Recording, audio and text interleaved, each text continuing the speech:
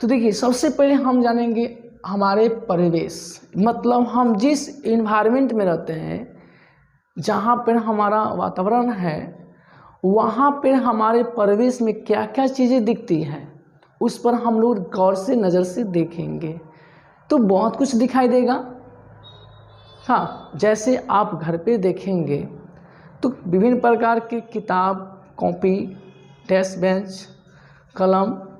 बर्तन में आएंगे तो बहुत प्रकार के बर्तनें दिखाई देगी, दीवारें दिखाई देगी, घर की खिड़कियाँ दिखाई देगी, कपड़े दिखाई देंगे। यहाँ पर आपको हवा का एहसास होगा। ये सब आपके क्या होंगे? पदार्थ होंगे। अब बाकी सभी पदार्थ कैसे हो सकता है? तो मैं आपकी एक और जिक्र करता हूँ कि दुनिया का तमाम चीज़ें जो आपके नज़र में दिखता है वो सब पदार्थ होगा, क्योंकि पदार्थ जो दिखता है ना वो ज़रूर आपको स्थान छेकेगा, अवस्था को बताएगा, उसमें गुण होगी, उसमें द्रव्यमान होगा, वो अवरोध उत्पन्न करेगा, हर तरह के गुण को प्रदर्शित करेगा, तो पदार्थ कहलाएगा।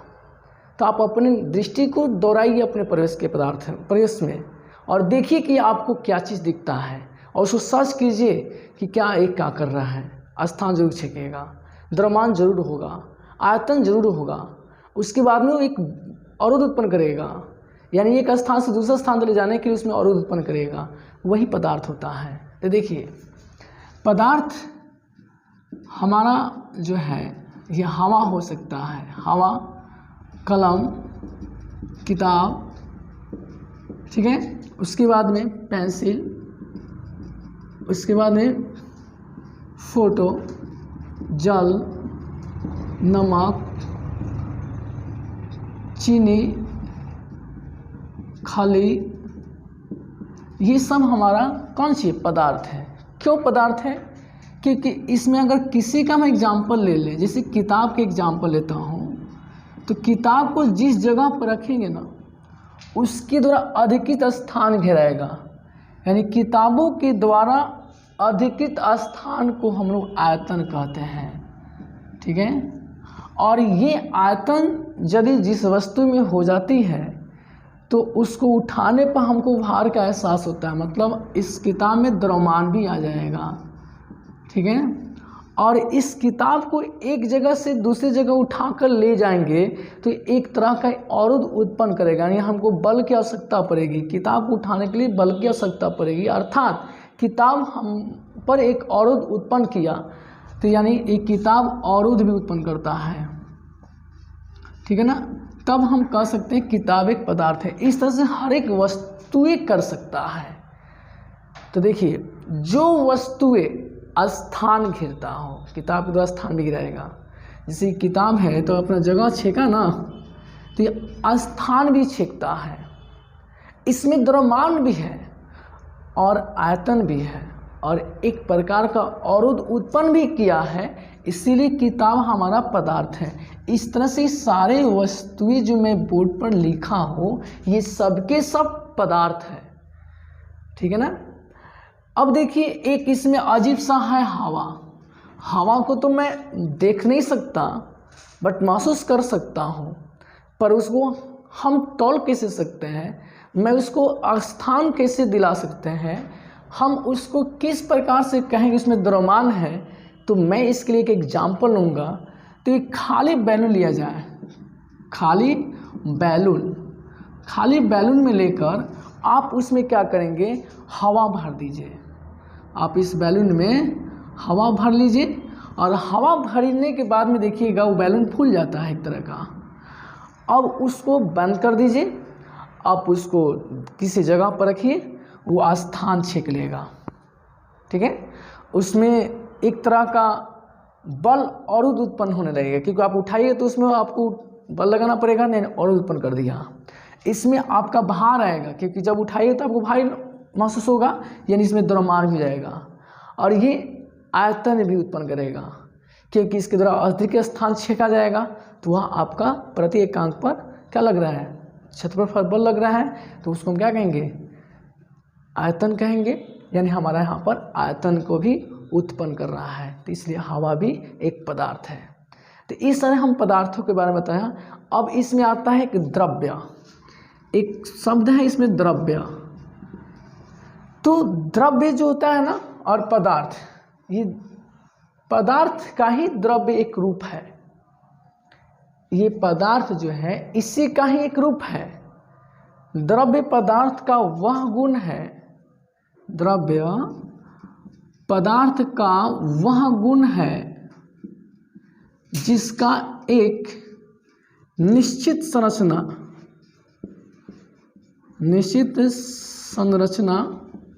तथा स्पष्ट गुण हो, द्रव्य कहलाता है।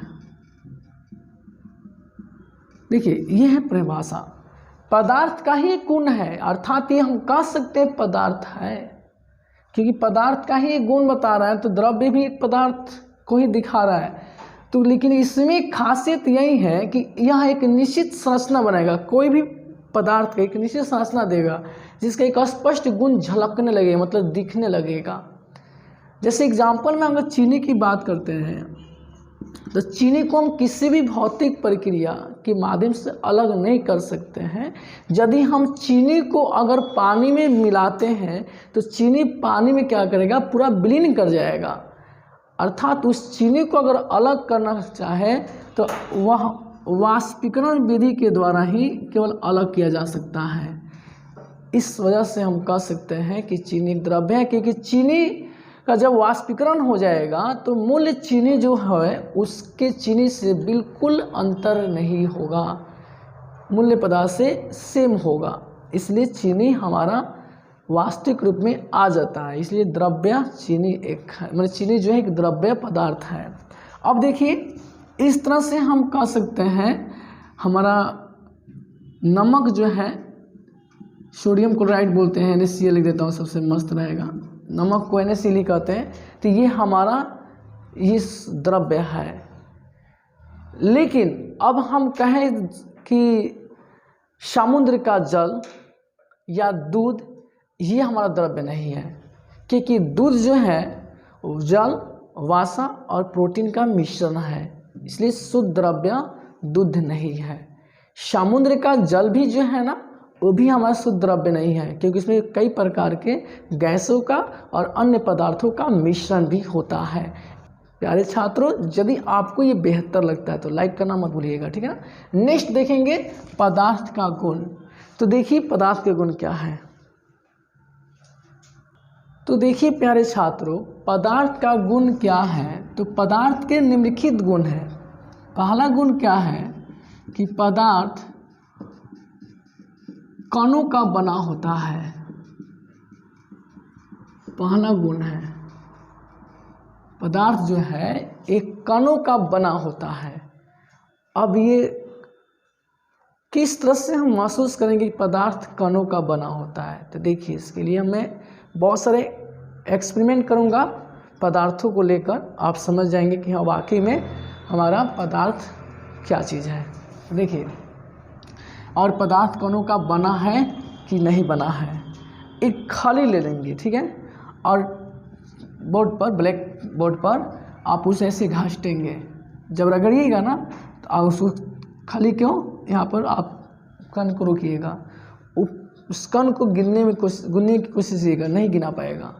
वही छोटे छोटे कणों के मिलने से बना है क्या, पदार्थ। और मैं एक एग्जांपल लेता हूँ। देखिए ये आपका एक सपोर्ट है, हमारे गिलास है।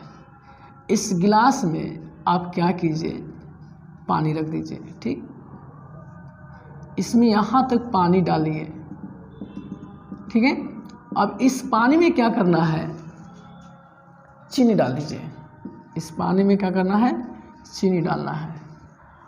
और आपको महसूस होना चाहिए, और देखिए गौर से, अगर मान लीजिए 100 ग्राम भी चीनी डालिएगा ना, 100 ग्राम, 200 ग्राम, 500 ग्राम तक की मैं बात बता रहा हूँ, इसमें जिसकी जितना इसे क्षमता उतना घुला सकता है। चीनी जब इसमें डालिएगा और कांच की छड़ी से या किसी प्रकार की छड़ी से चलाइएगा तो चीनी इसमें विलीन कर जाएगा। इसमें देखने को मौका मिलेगा ये पानी का स्तर थोड़ा सा भी ऊपर नहीं उठेगा। अब जरा सोच कर हमको बताइए कि आखिर में से क्या कारण है कि पानी का स्तर नहीं उठा, जबकि चीनी का वजन है।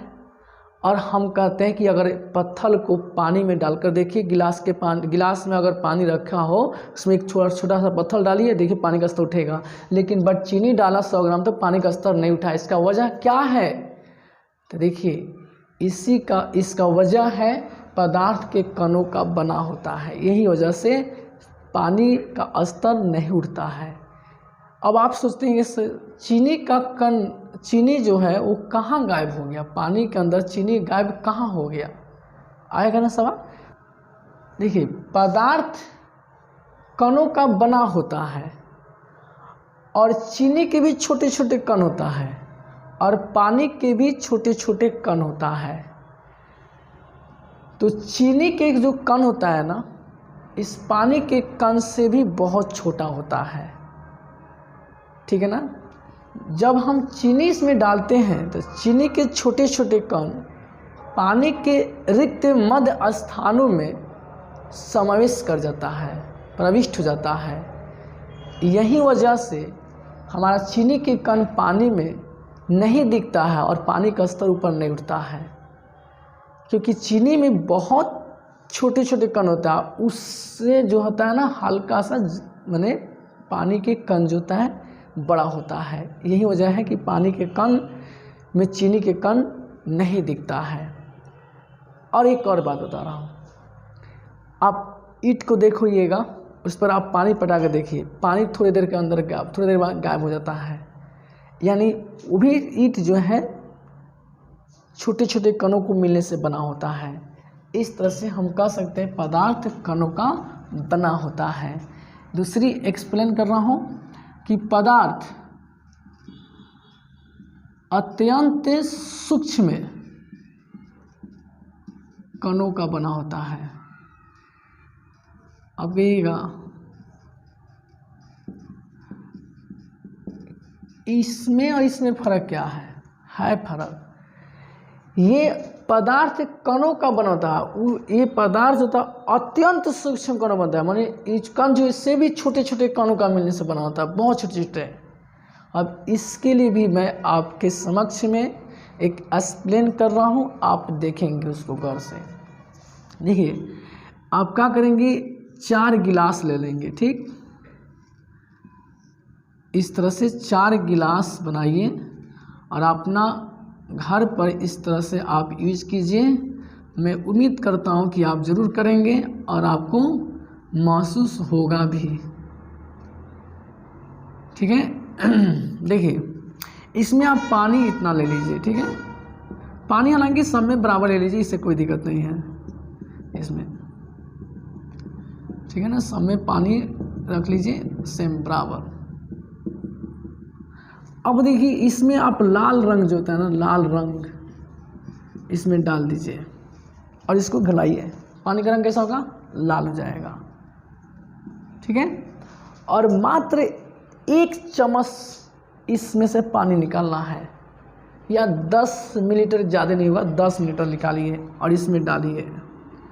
अब इस लाल से इस पानी का रंग कैसा होगा, हल्का लाल होगा, हल्का लाल होगा, थोड़ा सा लाल रहेगा। फिर मिला दीजिए। अब जितना इसमें से निकालते हैं फिर इसमें से उतना ही निकालेंगे और इसमें डाल देंगे। अभी पूरा थोड़ा सा मन मध्यम होगा, मध्यम जो मन बोलते हैं ना, थोड़ा सा ना मात्रा के बराबर लाल दिखेगा। और इसमें फिर उतना ही डालिएगा, 10 मिलीलीटर लेकर डालिए या 1 चम्मच डालिए। इसमें पूरा सफ़ेद दिखेगा, लाल रंग गायब हो जाएगा। इस एग्जाम्पल की वजह से और इस एग्जाम्पल के माध्यम से मैं आपको यही दिखाना चाहा कि पदार्थ जो था अत्यंत सूक्ष्म कणों का बना होता है। क्योंकि देखिए इतने छोटे इसके कण होते हैं कि यहाँ गायब हो गया, था ही नहीं है। इसीलिए हम कह सकते हैं पदार्थ अत्यंत सूक्ष्म कणों का बना होता है। नेक्स्ट देखेंगे आगे। देखिए दोस्तों, तीसरा इसका गुण है पदार्थ के कण अनवरत गतिशील होता है। क्या होता है, गतिशील होता है। अब इसका मतलब क्या होता है सर, आप यही नहीं सोचेंगे, नहीं देखिए बता रहे हैं, पदार्थ वाकई में अनवरत गतिशील, अनवरत मतलब पदार्थ के कण एक स्थान से दूसरे स्थान जा भी सकता है। तो आप ये सोचेंगे कैसे, तो आइए मैं आपको बताता हूँ। देखिए किसी एक कमरे में किसी कोने में अगरबत्ती अगर रख दिया जाए तो क्या उसकी गंध पूरे कमरे में फैलेगा? नहीं फैलेगा। तो इसके लिए क्या करेंगे, उसके पास जाना पड़ेगा। जब आप उसके करीब में जाइएगा तो आपको उसकी गंध का एहसास होगा। तो गंध जब आपके पास वहाँ आया, वो क्या है, उसका कण ना आया। अब देखिए उसके कण जो होता है पूरे कमरे में कैसे फैल सकता है। गैसों के कणों का ताप बढ़ने पर उसके वेग में वृद्धि होता है। गैसों के जो कण होता है, ताप जब बढ़ेगा तो उसके वेग में वृद्धि भी करता है। तो वहीं हम अगरबत्ती को अगर कोने में अगर माचिस की तीली से जला देते हैं तो उसके गैसों का कण में इतना तेजी वृद्धि होगा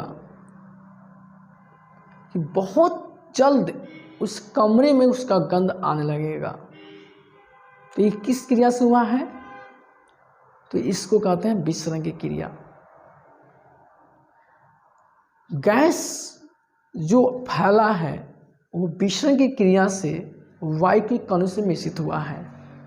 यानी अगरबत्ती में एक प्रकार का इत्र होता है और वही इत्र जो होता है जलने के बाद वायु के कणों से मिल जाता है और वायु बहुत तेजी में उसका वृद्धि करने लगता है और वायु के साथ पूरे कमरे में फैलने लगता है। इसलिए दूर रहे व्यक्ति को भी अगरबत्ती का गंध का एहसास होता है। और हम लोग इसका और भी एग्जाम्पल के जरिए समझ सकते हैं या हम लोग एहसास भी कर सकते हैं। जैसे आप चलती फिरती रास्ता में देखिएगा, अगर कोई दुर्गंध चीज़ आती है तो अपने नाकों को बंद कर लेते हैं। और आप घर के पड़ोसी से जाते तो घर में क्या बनता है उसका भी गंध का एहसास आने लगता है। ऐसा क्यों होता है? तो ये सब इसी वजह से है, पदार्थ के कणों का अनंत गतिशील के कारण होता है। क्योंकि जो पदार्थ बन रहा है उससे कण निकलता है और वायु के कणों के साथ मिश्रित हो जाता है। क्योंकि वायु में बहुत बड़ा रिक्त स्थान है, उसके कणों के साथ मिल जाता है और वायु में कई प्रकार के पदार्थों के गैसों का मिश्रण है और वो हम तक पहुंचने लगता है। इस तरह से पदार्थों का अनंत गतिशील होता है। अगला देखेंगे, चौथा गुण है पदार्थ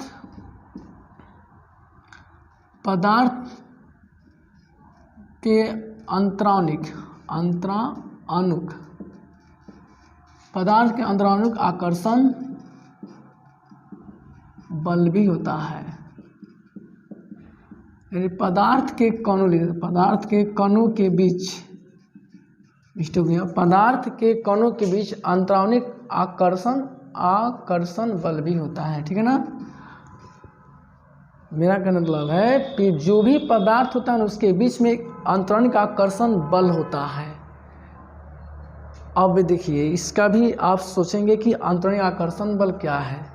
तो कोई भी पदार्थ जो होता है ना उसके छोटे छोटे जो कण होता है वो एक दूसरे को परस्पर बांध कर रखता है। जैसे खली की बात अगर लेते हैं तो खली जो होती है ना वो भी बहुत छोटे छोटे कणों को मिलने से बना है ना, तो उसके जो कण तो एक दूसरे को काफ़ी मजबूती से बांध कर लगता है। लेकिन अब यहाँ सवाल ये बनता है, क्या सर सभी पदार्थों के अंतरानुक आकर्षण बल समान होता है? बिल्कुल नहीं होगा। अब इसका एक्सप्लेन कर देता हूँ। जैसे अब एग्जाम्पल के तौर पर आइए, अगर हम कहते हैं कि एक लोहा ले लिया जाए, ठीक है, और एक खली ले लिया जाए और एक ईंट ले लिया जाए, 3 चीज़ है। आप इस पर एक हथौड़ी का प्रहार कीजिए, तीनों पर बारी बारी से। देखिए इसको एक हथौड़ी मारने पर इसमें कुछ नहीं होगा। अगर हो करेगा तो थोड़ा पिचकेगा, हल्का सा ढसकेगा, खाली चकनाचूर हो जाएगा और ईंट टुकड़ों में बढ़ जाएगा। तो इससे क्या साबित हो रहा है कि लोहा के जो छोटे छोटे कण हैं वो इतनी मजबूती से बंधा हुआ है उसके कण खिसक नहीं सकता है, अर्थात इसके अंदर आंतरिक आकर्षण बल जो है काफ़ी मजबूती से बंधा हुआ है। खली की बात होती है तो खली में आंतरिक आकर्षण बल है, लेकिन इन दोनों की अपेक्षा बहुत ही कम है। इसको हथौड़ी से मारने पर चकनाचूर हो जाता है। और ईंट में है, इससे थोड़ा ज़्यादा है और लोहा से थोड़ा कम है। इस तरह से मैं कह सकता हूँ कि ईंट का जो आंतरिक आकर्षण बल है वो थोड़ा मजबूती में है, थोड़ा सा मजबूती है लोहा की अपेक्षा, खली से थोड़ा ज़्यादा